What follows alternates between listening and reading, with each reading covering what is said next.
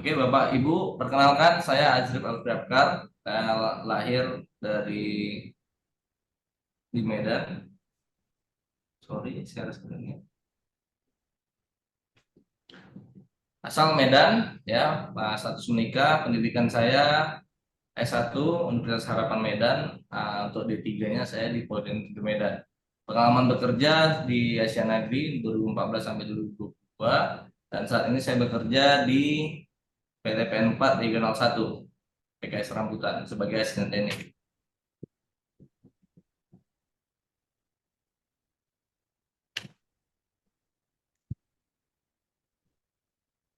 Oke, kenapa kita butuh inovasi dan kenapa inovasi juga dan adaptasi itu sangat penting saat ini? Ya, kita tahu apa itu namanya inovasi. Ya, yang pertama yang akan kita bahas adalah kenapa penting inovasi, yaitu yang pertama menghadapi tantangan modern, yaitu perubahan global dunia, di mana dunia ini selalu berubah, baik dari segi teknologi, lingkungan, dan sosial. Apa saja yang berubah, ya baik dari segi regulasi, dari segi sistem, perkembangan industri, itu akan selalu berubah. Yang namanya sesuatu yang tidak akan pernah, semua pasti berubah, kecuali eh, oke, kita lanjut untuk kemudian untuk inovasi berikutnya, kompetisi dalam industri kelapa sawit. Nah, kita tahu kelapa sawit kita itu banyak negara penghasil kelapa sawit seperti di Indonesia, atau di Asia, Malaysia, Thailand, Kolombia, dan Nigeria. Juga banyak negara-negara lain yang memproduksi atau bekerja di industri kelapa sawit. Untuk yang ketiga yaitu efisiensi dan continuous improvement. Kita tahu kebutuhan dalam memberikan inovasi itu penting untuk membuat perusahaan itu lebih berkembang. Bapak Ibu, apa saja sih tantangan modern inovasi dan adaptasi saat saat ini? Yang pertama ada 5 aspek yang akan saya bahas, ya. Dari yang pertama yaitu teknologi, ekonomi, sumber daya manusia, lingkungan, dan sosial. Kita akan membahas mengenai teknologi. Ya, sebelumnya juga Bapak Ibu, pembahasan saya ini tidak hanya terfokus pada pabrik kelapa sawit, namun juga berfokus pada pabrik gondolan. Sudah saya kemas sedemikian rupa sehingga implementasinya nantinya itu bisa dipakai baik di PKS yang notabene lebih kompleks, dan juga bisa diaplikasikan di PKS gondolan. Seperti kita tahu, kita pernah sering dengar yang namanya industri 4.0. Ya, 4.0 berarti sudah 4 kali tahapan, di mana tahapan pertama itu terjadi tahun 1784, yaitu penerapan mechanical produksi menggunakan permesinan. Di tahap kedua menggunakan power listrik sebagai produksi massal. Industri 3.0 dengan penerapan otomatisasi komputer dan elektronik. Dan sekarang kita berada di 4.0, di mana ini adalah masanya untuk penerapan IoT atau Internet of Things, di mana kita tahu notabene saat ini perkembangan digital itu sangat luar biasa di dunia. Kenapa perlu adaptasi terhadap digitalisasi dan otomatisasi? Yang pertama adalah keterbatasan informasi terhadap teknologi dan sistem integrasi. Kita tahu banyak pabrik kelapa sawit dan rondolan di Indonesia, namun masih banyak pabrik-pabrik kita yang di Indonesia ini belum siap untuk implementasi teknologi baru yang umumnya dipakai perusahaan berkembang, seperti perusahaan berkembang dan maju seperti kita tahu pabrik otomotif. Nah, itu sudah jauh kita ketinggalan. Namun masih saja banyak perusahaan yang menutup mata terkait hal tersebut. Jadi contoh, menurut mata dalam segi apa? Yang pertama, penggunaan sistem perebusan masih manual, di mana notabene sekarang untuk proses perebusan itu di PKS bisa dilengkapi dengan sistem PLC, di mana sistem itu akan membuat pekerjaan lebih efisien dan mengurangi human error. Kemudian juga penerapan IoT. Kita tahu internet itu ada di mana-mana sekarang, bahkan di daerah terpencil Indonesia sekalipun itu sudah ada akses internet. Namun tidak kita manfaatkan dengan beralaskan nanti inovasi untuk aplikasi itu mahal, biayanya mahal, ribet. Nah, itulah contoh menutup matanya. Juga banyak juga aplikasi dari internet itu bisa membantu kita untuk mempercepat pengecekan. Terutama kalau kita berbicara PKS, kita akan selalu berbicara mengenai losis, baik losis CPU dan juga losis inti, juga losis lainnya. Namun kita masih dengan menggunakan teknologi lama, masih menggunakan proses ekstraksi. Padahal sudah ada teknologi yang mempermudah proses ekstraksi itu lebih cepat, dan itu juga bisa dijadikan sebagai tolak ukur untuk segera melakukan action, tidak harus menunggu waktu yang lebih lama lagi. Kemudian untuk dari segi lingkungan, ya kita tahu PKS itu, pabrik kelapa sawit, baik itu PKS-nya sendiri atau pabrik brondolan, kita punya yang namanya waste, yang dimana yang namanya kelapa sawit itu zero waste.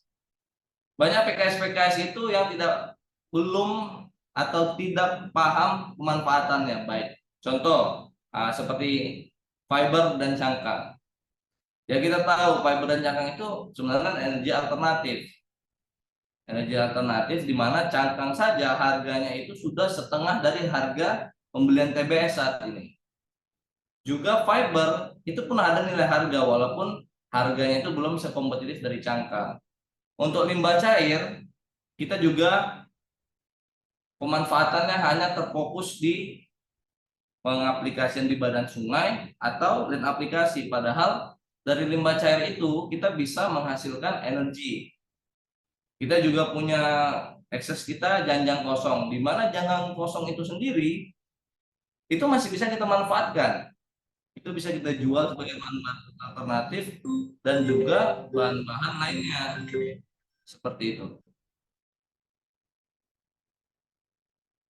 Oke. Aspek berikutnya itu ekonomi, ya. Kita tahu, kita bisa lihat sekarang bahwa ekonomi digital Indonesia itu diprediksi tumbuh paling pesat di Asia Tenggara sampai dengan 2025. Kita bisa lihat perkembangannya. Juga kita bisa lihat pertumbuhan ekonomi digital terhadap pengguna internet kita juga terus meningkat. Kita bisa lihat grafik yang ada di slide ini, bagaimana perkembangan ekonomi digital terhadap penggunaan internet. Kemudian tantangan juga ada fluktuasi harga CPU dan juga efisiensi biaya. Ya, yang namanya pabrik kelapa sawit pasti ada bicara biaya dan juga harga. Kita tahu ya namanya pabrik kelapa minyak CPO itu banyak tantangannya karena negara-negara dunia masih banyak memproduksi minyak nabati lain seperti minyak kedelai, minyak bunga matahari, dan lain-lain. Permintaan itu dapat menyebabkan turunnya harga. Seperti kita lihat di awal di minggu kedua bulan November, harga CPO berada pada titik tertingginya. Namun hanya dalam waktu 1 minggu kita sudah turun lagi. Itu disebabkan adanya penolakan dari Eropa terhadap penerapan EUDR, yaitu deforestasi regulasinya. Tidak boleh adanya deforestasi. Sehingga itu menjadi alasan mereka untuk mengurangi produk CPO Indonesia dijual di negara mereka. Kita juga punya tantangan dalam efisiensi biaya. Biaya yang tidak akan pernah berkurang adalah upah minimum. Kita tahu di Indonesia terjadi kenaikan linear upah minimum itu paling sedikit 3% per tahun. Itu juga akan berdampak terhadap bagaimana perusahaan itu bisa bersaing dalam segi harga sehingga bisa mendapatkan profit. Kemudian kita juga membahas mengenai pengendalian oil losses, ya, karena yang masih ada yang belum maksimal atau belum optimal, karena proses ekstraksi itu kalau tidak optimalnya ekstraksi dapat menurunkan pendapatan dari perusahaan itu sendiri.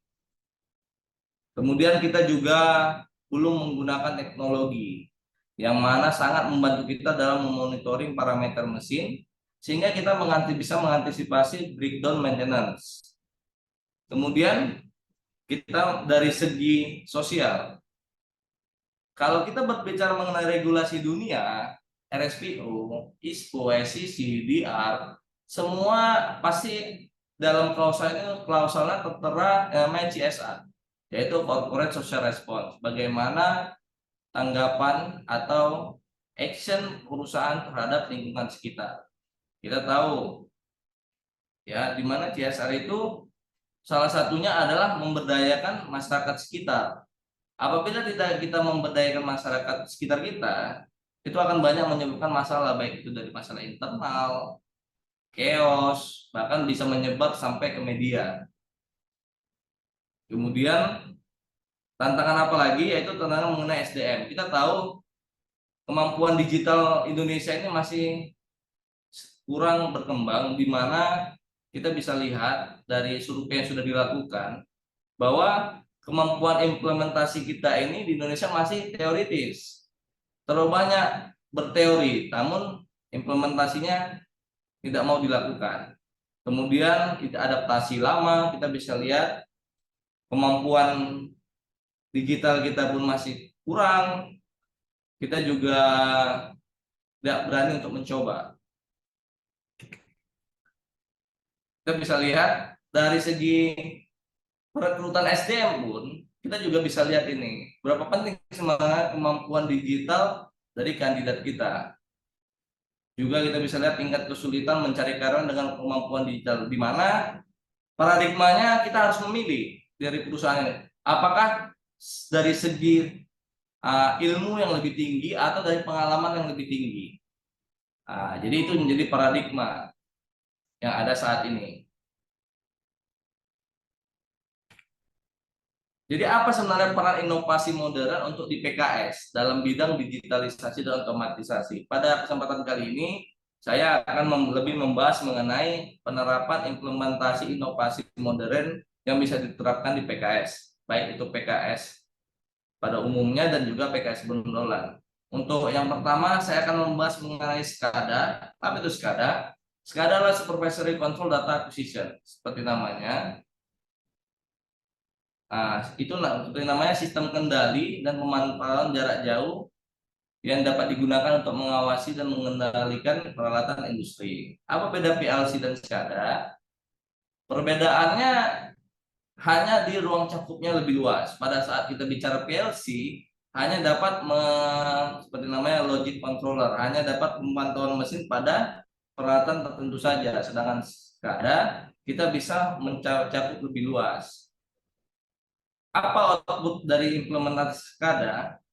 Kita bisa menganalisa data secara real time. Kita bisa memantau parameter kontrol kita, memberikan wawasan dari data yang sudah bisa kita lihat live. Baru kita juga bisa mengambil keputusan berdasarkan data yang kita dapatkan. Data apa saja yang kita dapat untuk implementasi di PKS dan Brondolan, kita bisa mengumpulkan data baik itu dari temperatur tangki, ampere mesin yang beroperasi, data flow meter, grafik, hour mesin, positioner palap, data grafik, dan juga status otomatisasi atau manual. Contoh kalau di pabrik kelapa sawit pada umumnya sering kita operator itu memanualkan proses perebusan. Memang itu wajib dilakukan, namun apabila ada trouble seperti itu. Jadi cara kerjanya itu lebih simpelnya yaitu mengumpulkan data dari sensor-sensor yang dipasang, ya kan. Kemudian yang ada di PLC itu dirubah menjadi data yang ditampilkan menggunakan HMI atau Human Machine Interface, menjadi informasi yang dapat dipahami oleh user itu sendiri. Apa saja implementasi SCADA di pabrik kelapa sawit? Contohnya kita bisa lihat, kita bisa mengimplementasikannya untuk running sensor indikator, apakah mesin itu jalan atau tidak. Control section, kita bisa mengontrol waktu perebusan. Kita juga bisa mengontrol jenis perebusan mana yang mau kita lakukan, karena kan jenis waktu perebusan itu bisa kita rubah sesuai dengan tingkat kerestenan dari TBS. Kita juga bisa mendapatkan thread sterilizer. Kita juga bisa tahu berapa sebenarnya posisi palet terbuka atau tertutup dan berapa tekanan di masing-masing palet. Ini juga kita bisa untuk menentukan level digester. Kita tahu yang namanya PKS digester itu salah satu mesin utama di mana operasionalnya harus di 75%. Dari sekada ini kita bisa mendapatkan data historical. Benar nggak implementasi atau operasional digester itu? Karena apabila operasional digester itu seperti disampaikan sebelumnya, untuk mencapai OIR itu ini salah satu faktor utamanya. Di sini pada sekada kita juga memasukkan sensor dari ampere digester. Kita juga tahu air dilusinya apakah jalan atau tidak. Kita juga bisa tahu ampernya berapa. Untuk di penerapan di stasiun kernel kita bisa mengontrol temperatur, kita bisa mengontrol besaran buka valve, dan juga kita bisa lihat tahu tren temperatur kernel silo berapa, di mana kita banyak mendengar isu atau kasus di mana kernel silo terbakar karena kelalaian operator untuk menutup valve seperti itu. Kita juga bisa memberikan alarm. Seperti kita lihat di gambar yang paling kiri, ini adalah salah satu penerapan di pabrik saya, di mana HM di sini akan memunculkan 3 jenis indikator: normal, high, dan over. SCADA akan memunculkan alarm normal apabila running hour press itu berada di range 0 sampai 1200 jam. 1400 jam. Untuk high akan muncul pada saat HM-nya di 1400 sampai 1500. Namun apabila sudah di atas 1500 akan muncul alarm over. Ya, kemudian kita juga bisa merecord HM digester kita, HM screw, HM screw press, HM pisau digester, kita juga bisa pantau di sini. Jadi semua staff atau semua jajaran manajemen bisa saling mengingatkan. Tujuannya apa? Untuk mendapatkan preventive maintenance yang maksimal.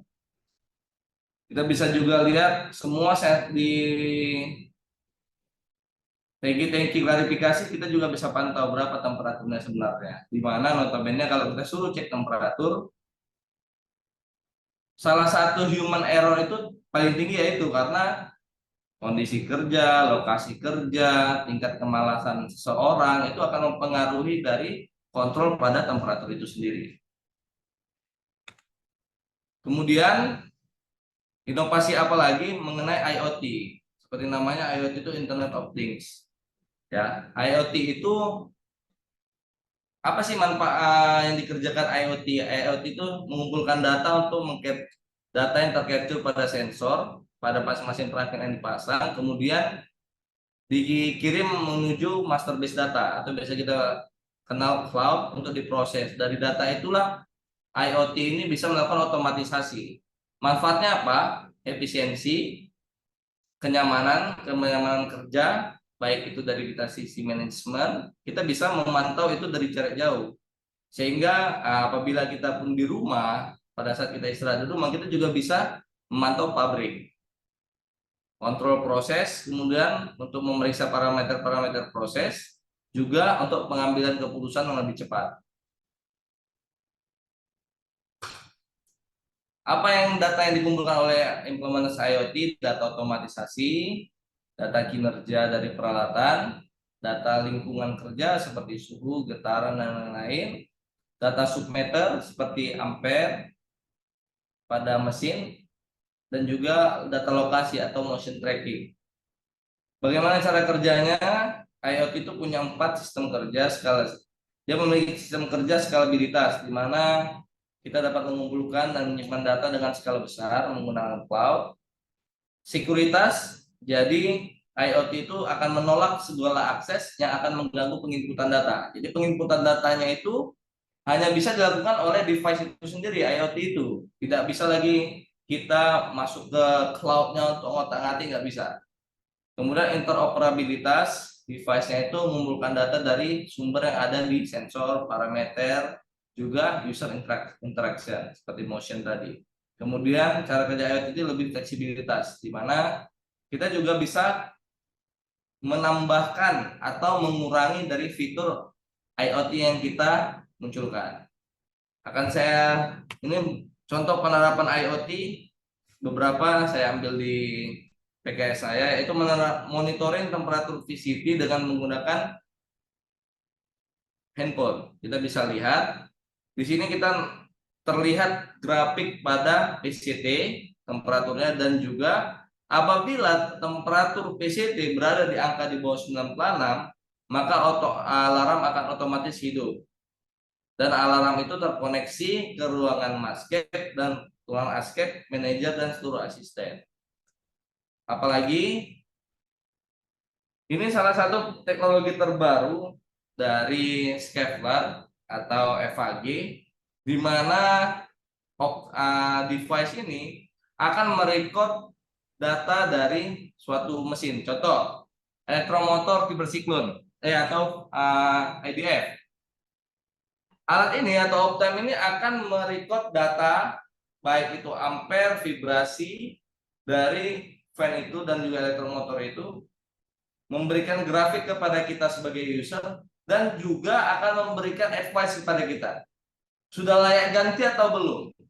Nah, inilah salah satu teknologi baru dari Scaveler, dan juga contoh lainnya adalah storage level sensor. Ya, di mana pengukuran storage selama ini kita lakukan manual, naik ke atas, syukur-syukur ingat, syukur-syukur nggak hujan, syukur-syukur nggak nongko, kan seperti itu.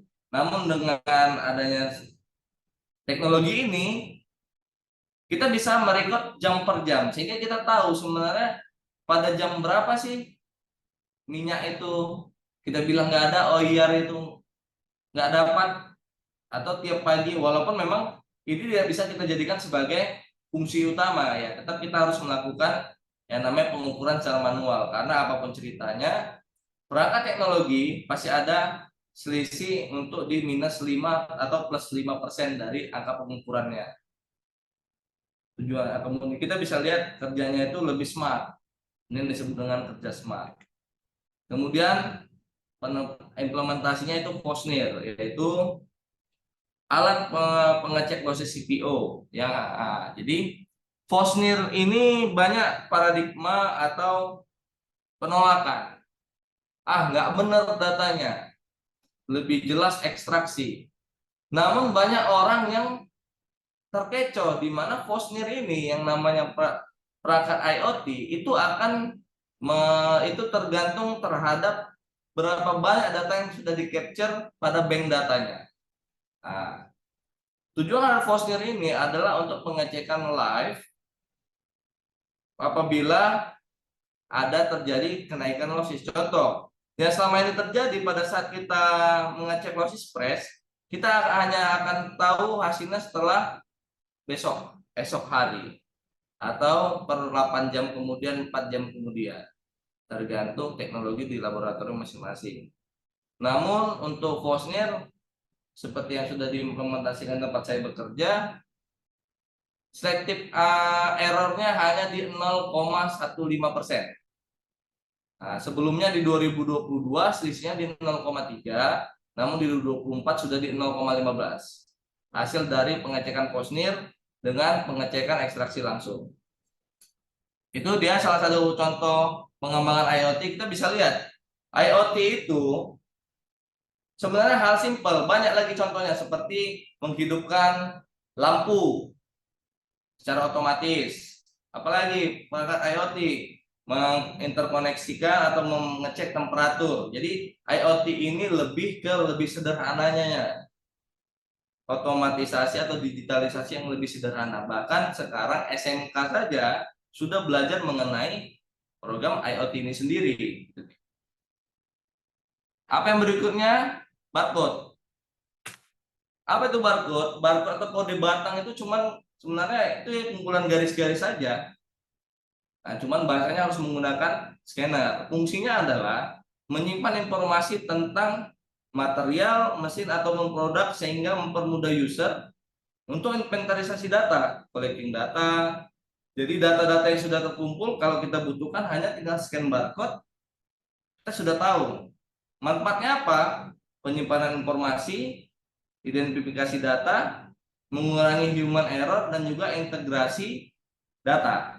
Kenapa menggunakan barcode? Untuk mempermudah user. Contohnya, pada saat kita melakukan pengecekan mesin, Selama ini kita hanya berpikir, pulinya berapa? Cek dulu. Oh, pipa berapa itu? Oh, piling 3 inci, oh 2 inci. Bearing berapa yang dipakai di mesin pres itu? Kapan terakhir ganti? Oh, ambil dulu buku historical mesinnya. Bawa kemari, udah berapa HM, kan seperti itu. Cuman dengan nanti akan saya tunjukkan contoh implementasi dari ini di tempat saya bekerja, ya, yang akan mempermudah kita sebagai asisten, baik itu dari pengolahan, maintenance, baik itu via eksternal, baik manajer sendiri, itu bisa memeriksa historical data kita. Implementasinya apa yang paling gampang di PKS, yaitu history mesin car atau perawatan mesin. Jadi tidak ada namanya lupa, tidak ada namanya bukunya hilang, tidak ada namanya lupa catat, kita hanya update. Itu dia. Ini contoh penerapan di PKS saya yang sudah saya buat, yaitu QR code preventive maintenance mesin press. Bisa dicoba di scan barcode-nya, di mana barcode ini apabila kita scan akan muncul rincian peralatannya, mereknya, tipenya, kapasitasnya, kapan digantinya, tanggal berapa diganti, berapa biayanya, itu kita langsung bisa dapat. Nah, salah satu penerapan gampangnya. Di PKS berondolan bisa, sangat bisa. Yang namanya perawatan itu mau di PKS apapun perlu dan harus dilakukan. Ya selama ini kita tahu, kok udah pecah bearingnya? Baru ganti Pak, baru aja Pak. Nah, itu kan tergantung bagaimana kemampuan operator memberikan alasan kepada kita, apakah kita percaya apa enggak. Benar. Cuman dengan ada bank data ini tidak ada lagi namanya dan kita pun bisa tahu. Loh, kok suaranya udah lain. Kapan ya ganti bearingnya ya? Cek. Oh, pantaslah bearingnya udah kena, olinya udah berapa jam ini gantinya, kan seperti itu. Yang saya ambil hanya contoh apa? Contoh di tahun 2022 ya. Itu dia, gampang, gampang. Bisa, bisa. Bahkan PKS Brondolan pun bisa membentuk implementasi ini. Sepele ya, sepele. Bahkan sekarang untuk tahu inventarisasi aset, baik itu AC, baik itu motor, namanya kan kita tahu motornya merek apa ya, udah hilang apanya, nameplate-nya. Menggunakan ini kita bisa, ya. Kemudian Google Sheet, semua pasti tahu Google Sheet. Apa itu Google Sheet? Ya spreadsheet online atau Excel secara online. Itu buat laporan. Kelebihannya apa? Kita bisa melakukan itu secara integrasi. Jadi sama-sama ngerjain bisa. Jadi apabila ada satu pekerjaan atau input data, tidak harus nunggu selesai satu, kirim test disk. Kirim satu, kirim test disk. Atau kalau biasanya kita menggunakan sistem LAN, pada saat kita mau update, harus kita update dulu linknya. Kalau enggak, tidak akan teredit. Tapi apabila kita menggunakan ini, bisa diakses bersamaan. Fungsinya kita bisa akses di mana saja selama ada internet. Gratis. Connect ke Google Drive. Dan bisa kompatibel dengan Excel. Tinggal copy, tinggal print, selesai. Korelasinya apa? Laporan pengisian real time, online, inventarisasi data. Pemanfaatannya apa di PKS? Kita bisa integrasikan Google Sheet ini ke barcode yang sebelumnya saya jelaskan, ke Google Form, dashboard online dan juga mobile apps. Ya, ini contoh penerapan Google Sheet yang telah kita kembangkan menggunakan Google Form yang gratis. Apa itu? Work order dan juga buku mekanik online. Jadi, apabila orang pengolahan ada rusak, ya tinggal foto, catat apa mau di WO. Jadi tiap pagi keran ya atau asisten tinggal membuka rekap dari WO itu. Tidak ada lagi, aduh Pak lupa ditulis Pak di buku WO. Udah aku bilang Pak sama mekanik Bapak nggak dikerjain. Itu kita antisipasi. Kita juga bisa ke buku kerja mekanik. Kita bisa pantau apa sih sebenarnya yang dikerjakan mekanik hari ini. Selama ini kan yang terjadi buku mekanik ngerapel ngisinya. Udah seminggu baru dia dulu ngerjain apa ya aku minggu lalu. Semalam aku ngerjain apa? Nah, dengan ini langsung diisi. Kita tahu kan HP itu sekarang tuh nggak bisa lepas dari kita. Bahkan lebih pening kita nggak ada HP daripada belum makan. Inilah dia penerapannya. Apalagi dashboard online, maintenance dan produksi. Dari data Google Sheet yang sudah kita capture, kita akan bisa membuat monitoring data seperti ini yang kita dapat secara live. Ini contoh implementasi datanya. Kemudian ini dia, itu dari segi inovasi, kemudian akan kita masuk mengenai inovasi modern dalam bidang pengelolaan byproduct. Untuk dari segi byproduct banyak teknologinya termasuk biogas, wastewater treatment, dan UFP Banpres. Namun ini akan kita bahas lebih mendalam pada webinar berikutnya, ya, karena ini akan lebih lama kita membahasnya, lebih intens kita perlu pembahasan mengenai 3 topik ini. Jadi apa sebenarnya strategi untuk menghadapi adaptasi modern saat ini? Ada 3 saya rangkum strategi kita untuk menghadapi paradigma perkembangan zaman saat ini. Yang pertama adalah adaptasi, kedua adalah SDM, dan juga kolaborasi atau riset. Kita bahas mengenai adaptasi. Sorry, ada miskomunikasi ya. Sebentar, izin.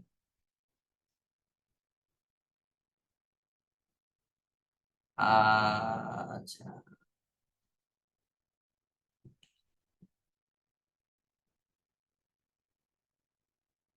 Oke. Adaptasi strateginya apa itu adaptasi? Bagaimana cara kita mengadaptasi perkembangan modern saat ini? Yaitu kita yang paling gampang kita lakukan adalah melakukan preventive maintenance berbasis IoT, di mana implementasinya digital, jadi produktivitas pun meningkat. Yang kedua, dari segi lingkungan itu standarisasi regulasi dunia. Yang namanya regulasi dunia itu akan selalu berubah. Namun apabila pabrik kelapa sawit kita tidak bisa memenuhi itu, kita akan kesulitan untuk berkembang. Contoh, saat ini regulasi yang mendunia ada RSPO. Apabila kita tahu PKS banyak yang belum melakukan RSPO, tapi kenapa tidak dilakukan? Nah, padahal notabene apabila PKS sudah melakukan RSPO, itu profitnya pasti nambah karena harga dari CPU-nya pun akan berbeda. Kemudian pemanfaatan byproduct untuk meningkatkan profit perusahaan seperti yang saya sebutkan, biogas, wastewater treatment, dan juga empty Banpres, di mana notabene untuk byproduct itu mempunyai nilai yang hampir separuh dari harga TBS itu sendiri, seperti contoh cangkang, efisiensi power dari biogas, kemudian ekstraksi minyak dari empty Banpres di mana bisa menaikkan OIR sampai 0,2 sampai 0,4%. Itu juga harus kita lakukan adaptasi. Kemudian mengenai SDM? Apa yang perlu kita lakukan? Yaitu pelatihan teknologi. Seperti yang kita tahu, yang namanya belajar itu tidak terkait oleh usia. Jadi pelatihan itu perlu, di mana tujuannya adalah memberikan pemahaman dan pandangan. Kita yang di PKS ini, yang kerja di PKS, mau baik PKS maupun berondolan, hanya terfokus sama apa yang ada di sekitar kita. Bahkan nonton TV saja jarang. Mungkin sekarang banyak yang nonton TV karena mau pemilu segala macam. Namun apabila tidak ada isu nasional, orang hanya melihat sekitaran Indonesia. Bahkan yang kita sayangkan, kita punya media sosial, kita punya handphone, yang kita scroll yang tidak penting seperti isu lain-lain. Kenapa kita tidak melihat perkembangan teknologi seperti aplikasi X saat ini? Kita tahu bagaimana implementasi AI di dunia saat ini. Bahkan sebagai informasi, mungkin bisa dikoreksi nanti oleh Pak Ganda dengan Pak Darus. sebagai ketua DPP dan DPP Hipkasi, saya dapat informasi bahwa di Malaysia sendiri itu sudah ada satu pabrik yang berdiri yang berbasis AI semua. Nah, di Malaysia itu yang ada saya baca wacananya di aplikasi X. Nah, itu berarti kan kenapa yang orang Malaysia sana bisa? Sekarang kan tinggal cara pandang, wawasan. Itu apa kita dapat melalui pelatihan. Kemudian dari segi SDM, apalagi yang perlu kita ada antisipasi, yaitu budaya inovasi. Di mana budaya inovasi ini, yang namanya budaya suatu perusahaan itu adalah menyeragamkan tujuan bersama. Apabila kita sudah satu jalan, satu visi, karyawan juga perusahaan untuk bagaimana continuous improvement, itu sudah pasti semua akan berpikir bagaimana menginovasi sesuatu yang baru, diinovasi lagi, apalagi inovasi yang baru, lakukan rutin. Maka secara tidak langsung, tahap demi tahap perusahaan itu akan selalu berkembang, mengikuti perkembangan zaman, berkembang dari segi profit, berkembang dari segi benchnya, marketnya loh. Ini aku perusahaan ini loh, perusahaan A, perusahaan terbesar, kami inovasi, kami sudah mengembangkan ini. Itu akan berbanding lurus dengan keuntungan perusahaan. Apa yang terakhir yaitu benchmarking. Kita orang Indonesia ini terlalu malu untuk belajar ke tetangga atau ke perusahaan sebelah. Padahal notabene apabila kita berani mau benchmark ke tempat sesuatu yang baru, kita akan mendapatkan wawasan. Kita bisa membandingkan sebenarnya yang sudah kita lakukan di PKS kita itu sudah bagus atau belum. Yang kita anggap bagus belum tentu bagus di tempat orang lain.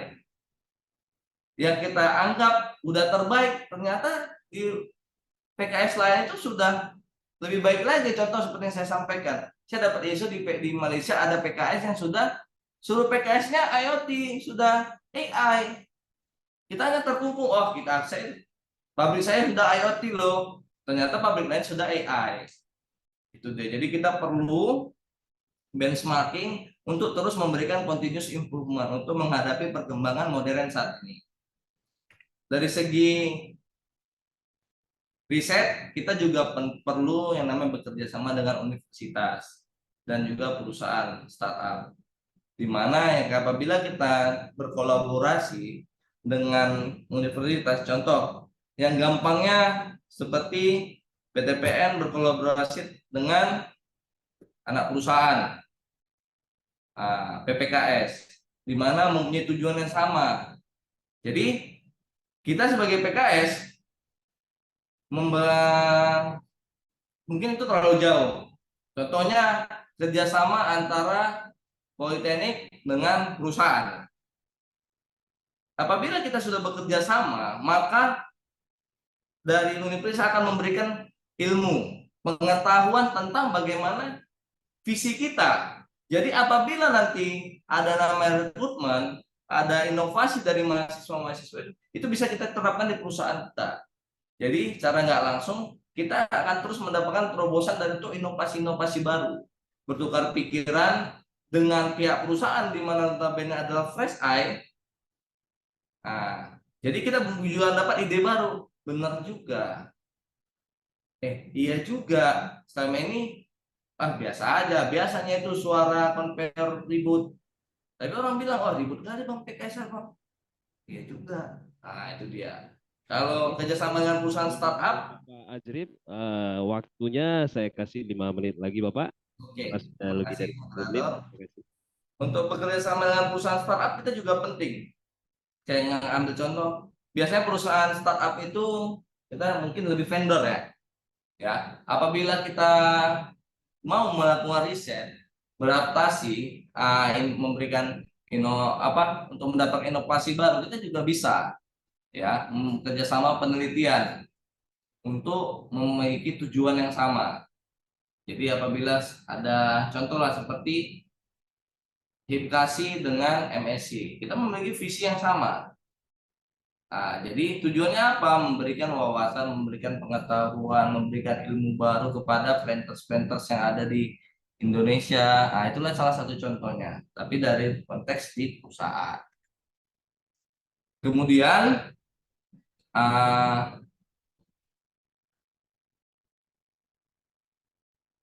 kesimpulannya dari materi saya pada hari ini ada kesimpulan dan rekomendasi. Saya akan bahas mengenai kesimpulan. Jadi kesimpulan yang dari bagaimana adaptasi kita terhadap tantangan modern ini, yang pertama adalah teruslah berinovasi dan juga lah terus beradaptasi.